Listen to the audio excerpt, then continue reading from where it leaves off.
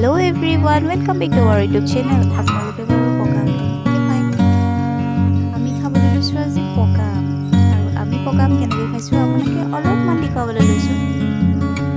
ঠিক আছে, এইফালে ভালেই বাৰু, কিন্তু খুব বেছি আছে।